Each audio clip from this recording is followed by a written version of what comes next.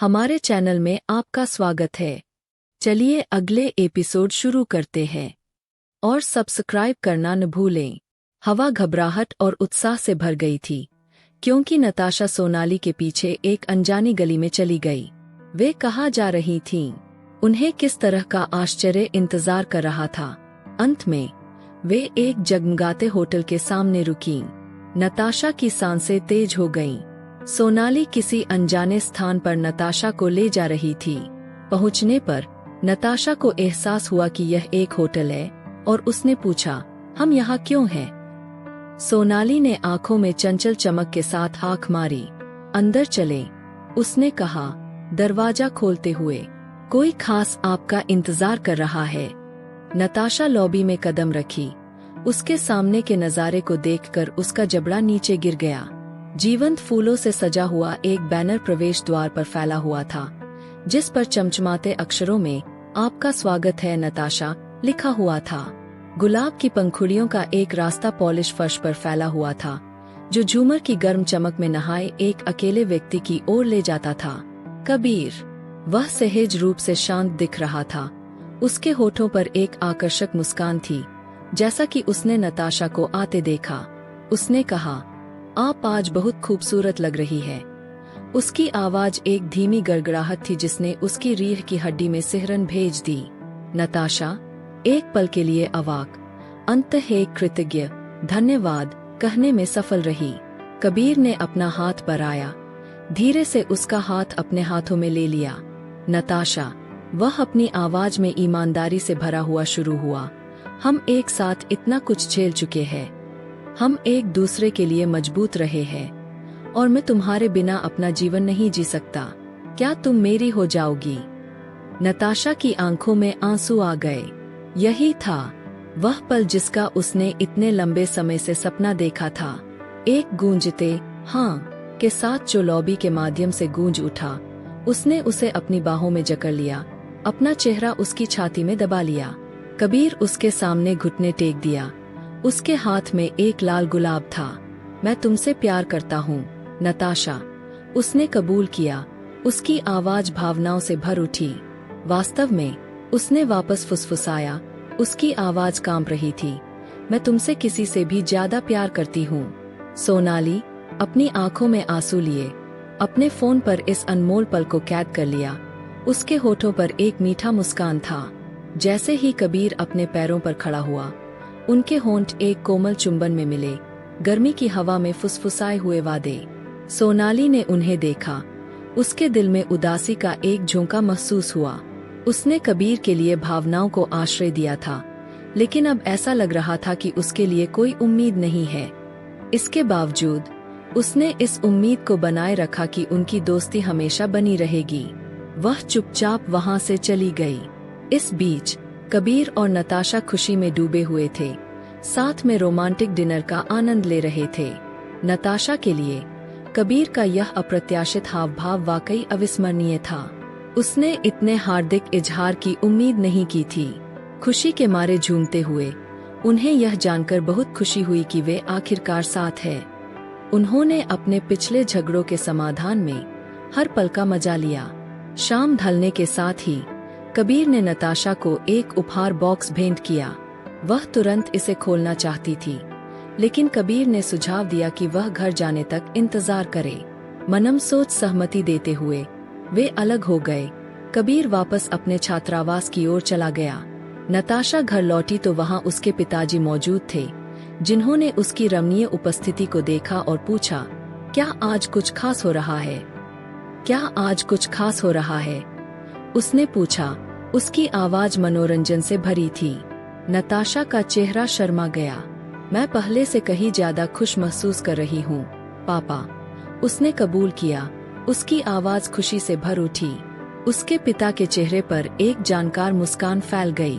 आह, मैं समझता हूँ, वह हंसते हुए बोला। नताशा के माथे पर बल पड़ गए। लेकिन आपको कैसे पता चला? उसने चौंकते हुए पूछा। उसके पिता ने आंख मारी। क्योंकि तुम मेरी बेटी हो, उसने बस इतना जवाब दिया। पापा, मैं आज बहुत खुश हूँ। नताशा ने अपना आभार व्यक्त किया। मुझे पता है, बस इसे हमारे बीच ही रखना। तुम्हारी माँ को इस बारे में जानने की जरूरत नहीं है, उसके पिता ने सलाह दी। धन्यवाद पापा, आई लव यू, नताशा ने अपने कमरे में जाने से पहले कहा। वह तरोताजा हो गई, खुशी महसूस कर रही थी और फिर आरामदायक कपड़ों में बदल गई। कबीर से मिले उपहार को खोलते हुए वह प्यार से अभिभूत थी। पहले से भी ज्यादा दुलार महसूस करते हुए वह बिस्तर पर चढ़ गई, अपने दौड़ते हुए विचारों को शांत करने की कोशिश कर रही थी। इस बीच कबीर आखिरकार नताशा के साथ रहने के लिए खुश था, उसके उपहार को पूरे दिल से स्वीकार करने के लिए दृढ़ था। दूसरी ओर लिली खुद को कबीर के साथ अपनी दोस्ती के बारे में सोचती हुई पाई। अगले दिन वे पहले से कहीं ज्यादा खुश थे। नताशा ने सुबह बिना किसी तनाव के उससे बात करने के लिए उत्साहित महसूस करते हुए टिम को फोन किया। उस सुबह का फोन कॉल उनके पिछले तनावपूर्ण आदान प्रदान के बिल्कुल विपरीत था। नताशा की आवाज युवा जोश से भरपूर, उसके कानों को सुकून देने वाली थी। उन्होंने दिन के लिए अपनी योजनाओं के बारे में उत्साहपूर्वक बात की, जो अतीत के बिल्कुल विपरीत था। उसने उसका अभिवादन किया। Good morning Kabir. कबीर ने जवाब दिया, गुड मॉर्निंग नताशा। नताशा खुश महसूस करते हुए पूछा, तो आज हमें क्या करना चाहिए? लेकिन जैसे ही बातचीत आगे बढ़ी, कबीर की आवाज कम हो गई। एक कंपन उस खबर की ओर इशारा करता है जिसे देने में वह डर रहा था। नताशा, वह झिझकते हुए शुरू हुआ, मुझे आपसे कुछ बात करने की जरूरत है। नताशा की मुस्कान लड़खड़ा गई, उसकी खुशी की जगह बेचैनी का एक झटका आ गया। क्या बात है? उसने पूछा, उसकी आवाज चिंता से भरी हुई थी। चलो मिलते हैं, कबीर ने सुझाव दिया। उनके शब्दों का भार हवा में भारी था। तब हम बात कर सकते हैं। निराशा नताशा पर छा गई। उसने अपने दिन को इस तरह से नहीं देखा था। कहाँ? वह पूछने में कामयाब रही। आपकी पसंदीदा कैफे, कबीर ने जवाब दिया। उसकी आवाज उसकी सामान्य खुशी से रहित थी। नताशा सहमत हो गई। ठीक है, मुझे कुछ काम खत्म करने दो, फिर हम वहीं मिलेंगे। कबीर ने अलविदा कहा। ठीक है, वहाँ मिलते हैं। अलविदा। वे मिलने के लिए सहमत हो गए और फोन काटने के बाद कबीर पर एक भारी सन्नाटा छा गया। उसने सोनली को फोन किया। उसकी आवाज तनावपूर्ण थी और उसे उनकी योजनाओं के बारे में बताया। उसके पेट में चिंता का एक गांठ बन गया। नताशा उसकी खबर पर कैसी प्रतिक्रिया देगी? जब सोनली सामने आई तो उसने उससे पूछा, तो पैकिंग हो गई? कबीर ने जवाब दिया, लगभग। और तुम्हारी? सोनली ने पुष्टि की। हाँ, आज के लिए। कबीर ने सुझाव दिया, तो चलो चलते हैं। और फिर कबीर और सोनली कैफे पर पहुंचे। नताशा उनका बेसब्री से इंतजार कर रही थी। जैसे ही वे उसके पास आए, वह उत्साहित महसूस कर रही थी, खासकर कबीर के लिए। कबीर उसके बगल में बैठ गया, लेकिन वह थोड़ा उदास लग रहा था। उसके हाव भाव को देखते हुए सोनली ने कहा, मुझे मत बताओ कि तुमने इस बारे में बात नहीं की है। घबराई हुई नताशा ने पूछा, क्या बारे में? सोनली ने माहौल को समझते हुए झट से कहा, मुझे मत बताओ कि तुमने उसे अभी तक नहीं बताया है। नताशा का माथा भ्रम में सिकुड़ गया। कबीर ने बोलने के लिए मुंह खोला, फिर बंद कर लिया। सोनली ने उसे धीरे से धक्का दिया। बस उसे बताओ, कबीर। गहरी सांस लेते हुए कबीर ने आखिरकार खबर उगल दी, हम छुट्टियों के लिए घर जा रहे हैं। हमें जाना होगा। हवा नताशा की दंग रह जाने वाली खामोशी से भर गई। क्या? नहीं, वह आखिरकार संभल पाई। उसकी आवाज बमुश्किल फुसफुसाहट थी। कबीर ने उसके हाथ का सहारा लिया। उसकी आंखें पछतावे से भर गईं। कोई और रास्ता नहीं है नताशा, यह महत्वपूर्ण है। नताशा का दिल बैठ गया। एक जोड़े के रूप में उनका पहला दिन, और इस खबर ने उनकी नई नई खुशियों पर एक काला साया डालने की धमकी दी। लेकिन क्या आप कुछ और दिन नहीं रुक सकते? उसने विनती की। उसकी आवाज में एक उम्मीद की किरण बाकी थी। कबीर ने धीरे से सिर हिलाया। मुझे जाना है नताशा, लेकिन मैं वादा करता हूँ कि हम आज पूरा दिन साथ बिताएंगे, ठीक है? नताशा बहस करना चाहती थी, उससे रहने की भीख मांगना चाहती थी, लेकिन उसकी आंखों में दृढ़ निश्चय का भाव देखकर वह जानती थी कि यह एक ऐसी लड़ाई है जिसे वह नहीं जीत सकती। नताशा ने जोर दिया, लेकिन कबीर ने बीच में टोका, नहीं, कृपया, मुझे जाना है। सोनाली ने असहजता को भांपते हुए खड़े होकर कहा, शायद मुझे छात्रावास वापस चली जाना चाहिए। उसने धीरे से कहा, आप दोनों साथ मिलकर अपना दिन आनंद ले। कबीर ने आभार व्यक्त करते हुए उसका हाथ थमा दिया। धन्यवाद, सोनाली, मैं तुम्हें बाद में वहां देखूंगा। सोनाली के जाने के बाद हवा में कबीर की खबर का बोझ भारी था। नताशा, उसकी शुरुआती उत्तेजना सुस्त दर्द से बदल गई। उसने अंततः चुप्पी तोड़ी। आप मुझे यह अभी क्यों बता रहे हैं? उसने पूछा। उसकी आवाज चोट से भरी हुई थी। कबीर ने उसका हाथ पकड़ा। उसकी आंखों में समझ की गुहार थी। नताशा, कृपया मुझसे नाराज मत हो, उसने विनती की। क्यों नहीं? उसने जवाब दिया। उसकी आवाज बमुश्किल फुसफुसाहट से ऊपर थी। उनकी नई खुशी के साथ विश्वासघात की तरह उसकी घोषणा की अचानकता महसूस हुई। कबीर ने उसका हाथ धीरे से दबाया। नताशा, मुझे पता है कि यह आदर्श नहीं है, लेकिन मुझे जाना होगा। यह केवल 20 दिनों के लिए है। नताशा ने निराशा से भरकर कहा। फिर भी उसकी आवाज निराशा से भारी थी। यह शुरुआत है। हम अभी साथ आए हैं। कबीर का चेहरा उसकी उदासी को दर्शाता था। मुझे पता है, उसने सहानुभूति व्यक्त की। मेरा विश्वास करो, मैं चाहता हूँ कि चीजें अलग हों, लेकिन यह कुछ ऐसा है जिसे मैं नियंत्रित नहीं कर सकता। मन बनाकर नताशा ने खुद को बाहों में जकड़ लिया। अब मुझे क्या करना चाहिए? उसने पूछा। उसकी आवाज में निराशा का भाव आ गया। कबीर, अपने सीमित समय का अधिकतम लाभ उठाने के लिए दृढ़ एक आशावान मुस्कान दान कर दी। चलो बस इस दिन को साथ में मनाएं, ठीक है? बाकी सब कुछ अभी के लिए भूल जाओ। नताशा, स्थिति में प्रकाश की एक किरण की तलाश में, धीरे से सिर हिला दी। ठीक है, वह सहमत हो गई। लेकिन क्या आप वादा करते हैं कि आप जितनी जल्दी हो सके वापस आ जाएंगे? कबीर ने आश्वस्त करते हुए उसका हाथ थमा दिया। मैं वादा करता हूँ कि मैं पूरी कोशिश करूँगा, उसने प्रतिज्ञा की। शेष बचे हर पल को संजोने के नए संकल्प के साथ वे शहर को घूमने निकल पड़े। कबीर के जाने का साया होने के बावजूद उन्हें एक दूसरे की संगति में सुकून मिला। हंसी हवा में गूंज उठी क्योंकि उन्होंने पुराने दिनों को याद किया और अपने भविष्य के बारे में सपना देखा।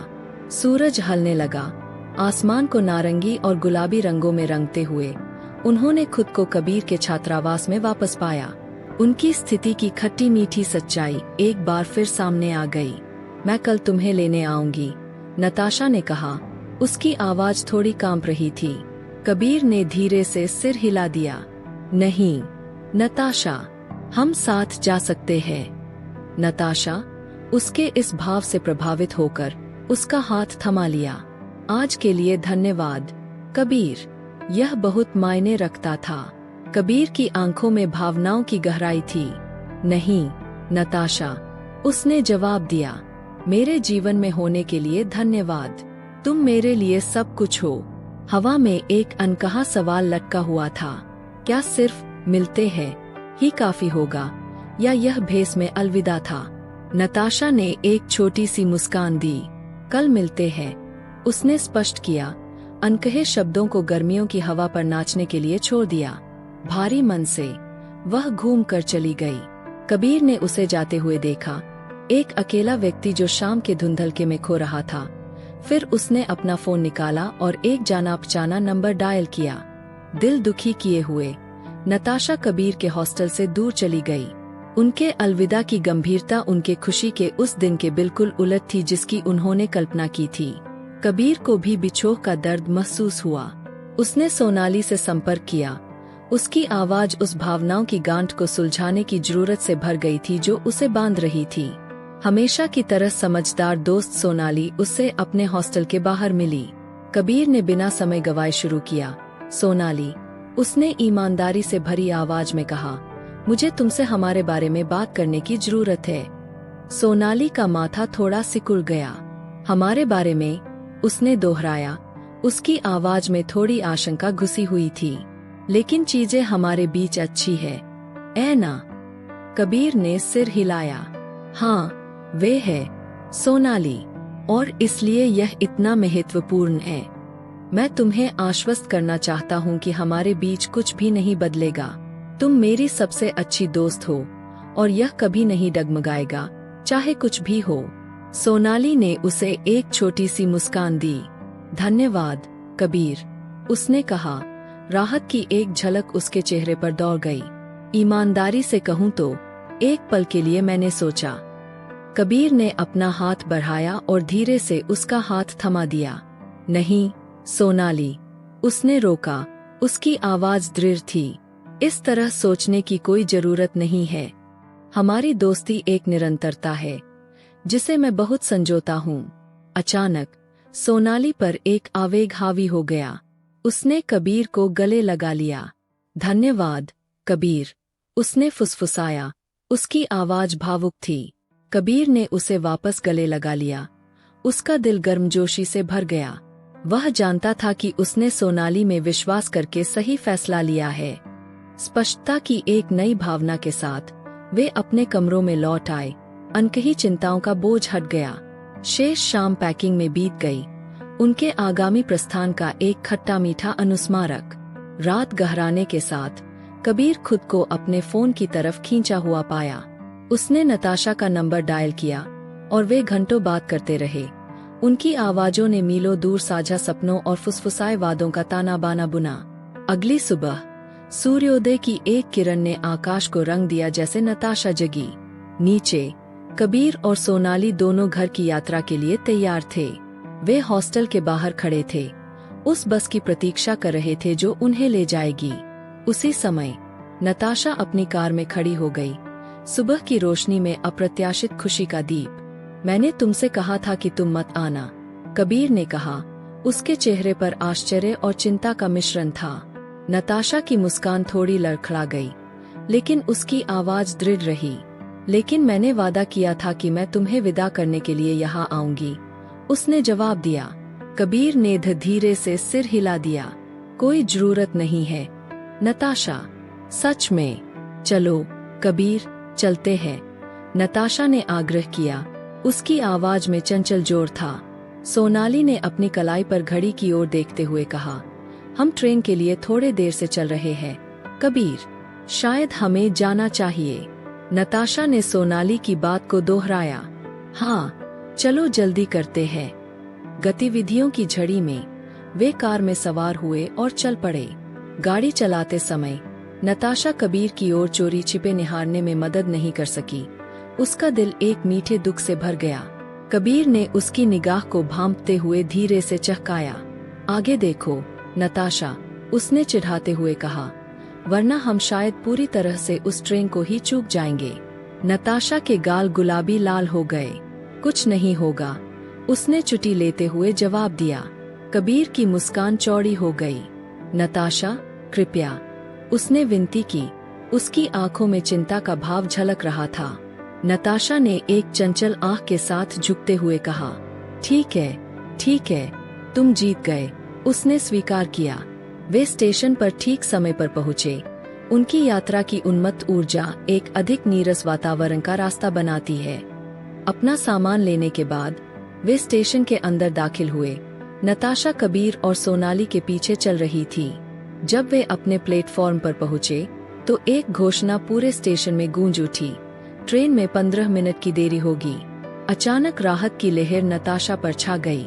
कबीर ने उसके चेहरे के भाव में बदलाव को देखते हुए उसे चिढ़ाने का विरोध नहीं किया। अब तो खुश हो ही होगी, उसने एक धूर्त मुस्कान के साथ कहा। नताशा की आंखों में शरारत की चमक थी। मैं क्यों नहीं होंगी, उसने जवाब दिया। उसकी चंचल आवाज पूरे वेस्ट स्टेशन में गूंज उठी। सोनाली भी शामिल हो गई। उसने चंचल चुटकुले में ईंधन डाला। यह देरी आप दोनों के लिए ही अच्छी बात साबित हो सकती है, उसने जानते हुए मुस्कान के साथ टिप्पणी की। कबीर ने झुंझलाहट का नाटक करते हुए सोनाली की बाजू पर तमाशा किया। तुम भी, सोनाली। वह हंस पड़ा। नताशा और सोनाली हंसी में फूट पड़ी। उनकी हल्की फुल्की मनोदशा आसन बिछोह के विपरीत स्वागत योग्य थी। इंतजार करते समय नताशा ने अचानक से कबीर का हाथ पकड़ लिया।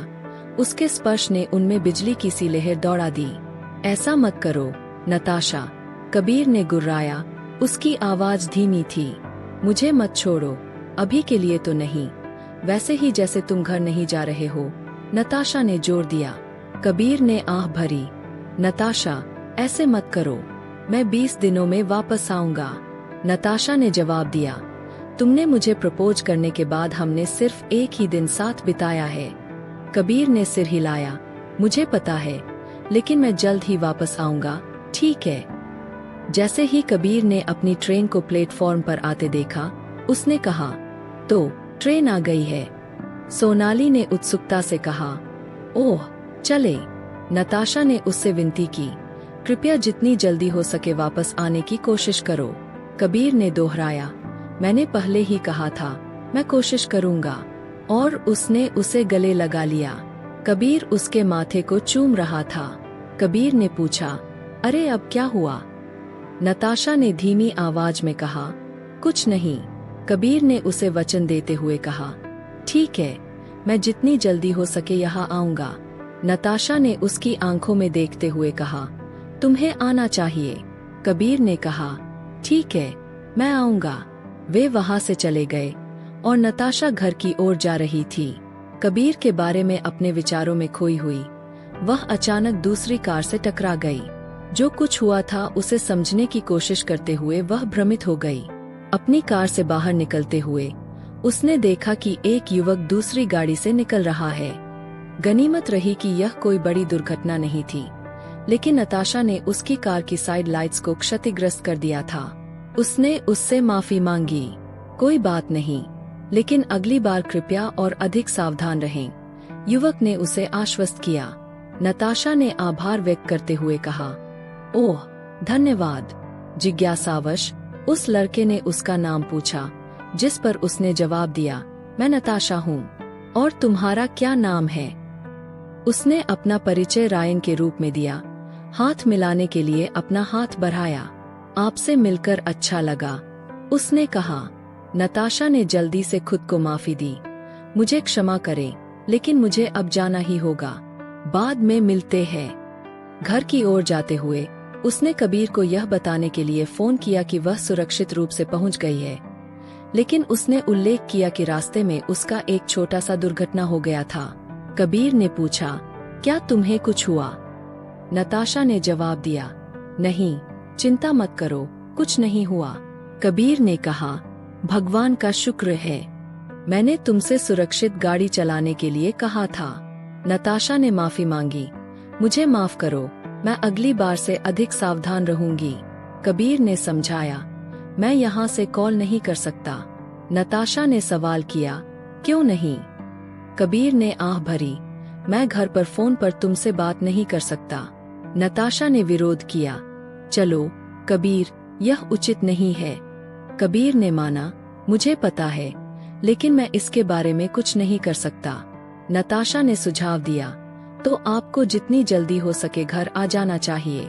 कबीर ने वादा किया, ठीक है, मैं कोशिश करूंगा। नताशा ने कहा, ठीक है, अपनी छुट्टियों का मजा लो। और उसने फोन काट दिया।